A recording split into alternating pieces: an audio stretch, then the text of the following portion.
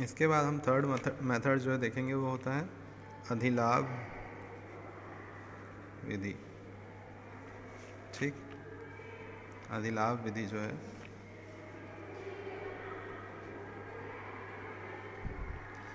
इसमें क्या होता है, हमको निकालना रहता है, दो चीज़ें होती हैं। एक होता है औसत लाभ, जो अभी हम सीख गए, औसत लाभ। बस इसमें आपको ऋण करना रहता है सामान्य लाभ। ठीक है, औसत लाभ आपको मालूम है कैसे निकालते हैं। सामान्य लाभ, तो सामान्य लाभ निकालने का तरीका है, जो विनियोजित पूंजी रहती है उसमें, उसके अलावा क्वेश्चन में दर परसेंट में, प्रतिशत में दर दी रहती है, उससे गुणा करते हैं। ठीक है, तो आपका सामान्य लाभ निकल जाता है। फिर जब आपका औसत लाभ ऋण सामान्य लाभ करोगे तो आपका आंसर आ जाता है, उसको बोलते हैं अधिलाभ। ठीक है, यही अधिलाभ होता है, औसत ऋण सामान्य लाभ। फिर आपको जो क्रय वर्षों की संख्या दी रहती है उससे गुणा करते हैं। क्रय वर्षों की संख्या वाला तीनों मेथड में सेम है, मगर किस में औसत लाभ निकालना है, किसी में भारित औसत, किसी में भारित औसत के अलावा औसत लाभ और सामान्य लाभ निकालना है।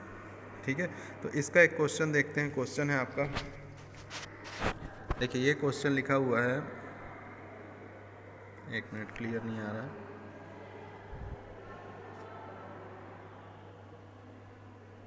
मैं क्वेश्चन पढ़ के बता देता हूँ आपको। क्वेश्चन है कि 31 दिसंबर 2016 को लाभ दिया हुआ है, उसके अलावा विनियोजित पूंजी 3 लाख की दी है।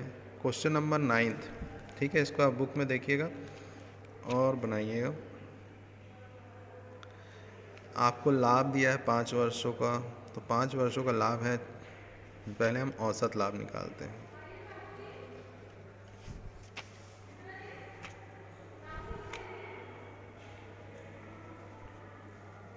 ठीक, पहले साल का है 2011,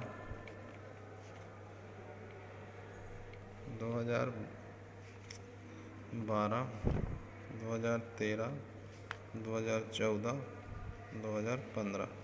ठीक है, ये दोनों चीज़ एक साथ कैमरा में देख के बन नहीं रहा है अभी, और एक्चुअली कोई है भी नहीं, तो ऐसे ही थोड़ा सा इधर उधर जा रहा है। ठीक है, आगे देखते हैं इसका लाभ कितना कितना है। 24, 30, 33, 24,000, 30,000, 33,000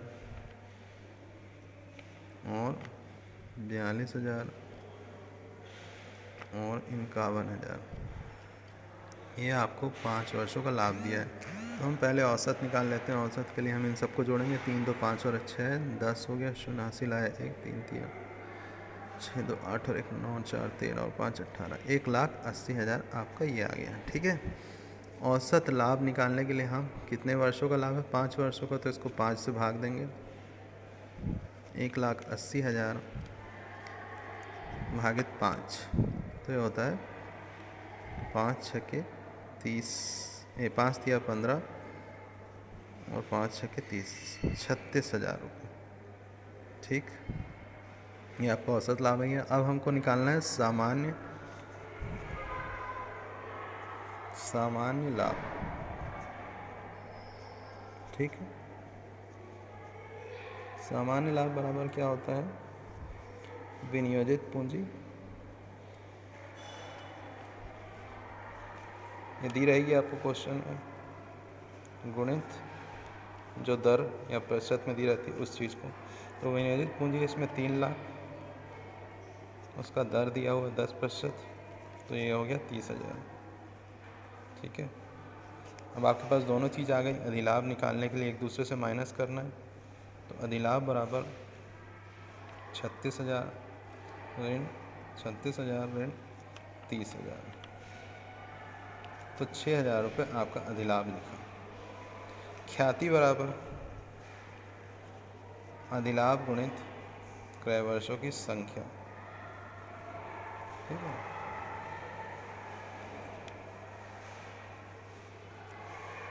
तो 6,000 आपका अधिलाभ गुणित 3 वर्ष दिया हुआ है, तो आपकी ख्याति आई 18,000। ठीक है, इसके आगे मैं एक और क्वेश्चन भेज रहा हूँ। अब हम देखते हैं पूंजीकरण विधि क्या है। ठीक है, पूंजीकरण विधि का आपको मैं क्वेश्चन बताता हूँ। देखिए ये क्वेश्चन है कि पूंजीकरण विधि में आपको एक पहला दिया हुआ है औसत लाभ, लाभ की दर दिया हुआ है, संपत्ति और दायित्व दिया हुआ है। ठीक है, इसको दो विधि से, औसत लाभ विधि से और अधिलाभ विधि से, यानी दोनों का कॉम्बिनेशन है आपका। एक में औसत लाभ से बनाना है और अधिलाभ से। अभी तक आपने दोनों विधियों को देख लिया था, औसत लाभ भारित विधि, अधिलाभ विधि। अब हम दोनों को मिक्स करके ये पूंजीकरण विधि में आ जाता है। तो एक क्वेश्चन मैं इसका भी बता देता हूँ आपको। ठीक है, ये क्वेश्चन नंबर है आपका 17वां, 17 नंबर का क्वेश्चन है। इसमें हमको जो दिया हुआ है औसत लाभ दिया हुआ है, औसत लाभ, ये आपको क्लियर दिख रहा होगा, औसत लाभ है 1,29,600। ठीक है, इसके अलावा आपको लाभ की दर दिया हुआ है। ठीक है, अभी तक अपन 10%। ठीक है, तो ये आप एक्सपेक्ट कर रहे थे जो लाभ की दर है। ठीक, इसके अलावा संपत्तियां और दायित्व दिए, तो क्वेश्चन लगभग वैसे ही है। अब औसत लाभ विधि में तो आपको सीधे लाभ दे ही दिया है। ठीक है, औसत लाभ दे दिया है। अभी इसको देखते हैं। संपत्तियां 17,46,000 और 7,20,000।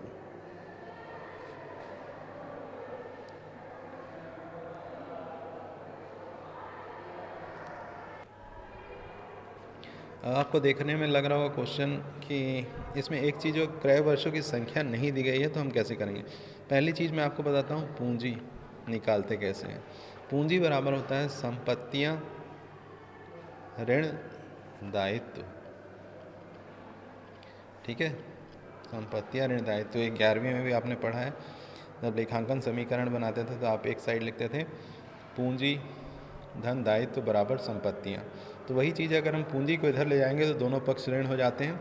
तो इस तरह से सूत्र बनता है कि पूंजी बराबर संपत्तियाँ ऋण दायित्व होता है। तो हम अभी पूंजी निकाल रहे हैं, 17,46,000 संपत्तियाँ दी गई हैं, ऋण 7,20,000। ठीक है, तो इसको आप घटाओगे तो 10,26,000 आपका क्या निकलती है, पूंजी निकलती है। ठीक है, अब लाभ की दर दी हुई है हमको 10%।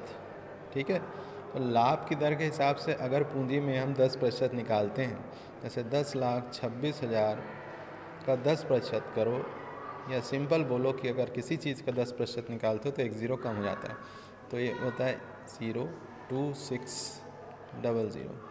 ठीक है, 1,02,600। ठीक है, अब आपके पास क्या आ गया, ये औसत लाभ पहले ही दिया हुआ है क्वेश्चन में आपको। ठीक है, ये औसत लाभ दिया हुआ है, आपने क्या लगा लिया, सामान्य लाभ। ठीक है, अब आपको मालूम है अधिलाभ में क्या होता है, एक विधि दिया हुआ है इसमें अधिलाभ द्वारा।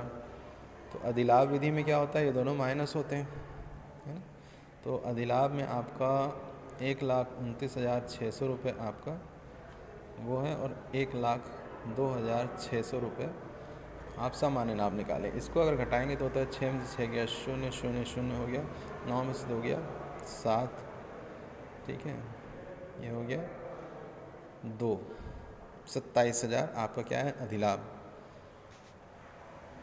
ठीक है, यहाँ तक तो आपको समझ आ गया होगा। अब हमको क्वेश्चन में क्या दिया था, दो विधि से बनाओ, औसत लाभ विधि द्वारा और अधिलाभ विधि द्वारा। अधिलाभ विधि के लिए आप तो सब चीज़ निकाल लिए हो। ठीक है, अब आपको मैं बताऊं कि औसत लाभ में आखिरी में आपको क्रय वर्षों की संख्या दी रहती है, उससे निकालते हैं। तो इस क्वेश्चन में वैसा नहीं होता, पूंजीकरण या पूंजीकरण विधि में जो होता है उसमें कुछ कुछ चीज़ें नहीं दी रहती है, उसको निकालना पड़ता है। इसके अलावा इसमें एक और होता है औसत लाभ का पूंजीकरण। औसत लाभ का पूंजीकरण मूल्य। ठीक है, ये मूल्य कैसे निकालोगे आप, जो आपको औसत लाभ दिया है क्वेश्चन में फर्स्ट पॉइंट 1,29,600, ये क्या है, औसत है। इसके साथ साथ आपको लाभ की दर भी दी हुई है। तो किसी चीज़ का 10% निकाले होगे तभी आया होगा। अब उस मूल्य पे वापस जाना है तो गुणित 100/10 करोगे, गुणित 100/10 करोगे तो वो वैल्यू वापस आ जाती है। ठीक है, 1,29,600 96,600 था, उसमें एक शून्य और बढ़ जाएगा। या सिंपल से बोलो, आप 12,96,000 का अगर 10% निकालते हो तो ये आता है। वापस आपको 12,96,000 में पहुँचना है तो आप 100/10 करते हैं।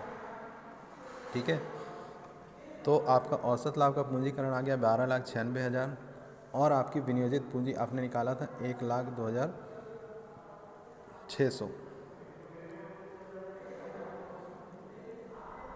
10,26,000 का। ठीक है, विनियोजित पूंजी आपने निकाली थी, कहाँ है, 10,26,000। ठीक है, तो इसमें ख्याति निकालने के लिए आपको क्या करना पड़ता है, जो मूल्य निकाले आप, क्या मूल्य, औसत लाभ का पंजीकरण मूल्य, पंजीकरण मूल्य, ठीक, ऋण आपको करना रहता है आपकी विनियोजित पूंजी, तो आपकी ख्याति निकलती है ऐसे क्वेश्चन में जो पूंजीकरण के अंतर्गत आते हैं। ठीक है, तो हमने दो चीज़ निकाल ली थी, विनियोजित पूंजी भी निकाली और औसत लाभ का पंजीकरण मूल्य। तो 12,96,000 ऋण 10,26,000। ठीक है, ये आपकी विनियोजित पूंजी निकाले थे आप। इन दोनों को ऋण करोगे तो आपका आता है 2,70,000। ये कौन सी मेथड हमने सॉल्व कर ली, औसत लाभ विधि। ठीक है, दोनों मेथड दिया है। अब हमको करना है अधिलाभ विधि। ठीक है,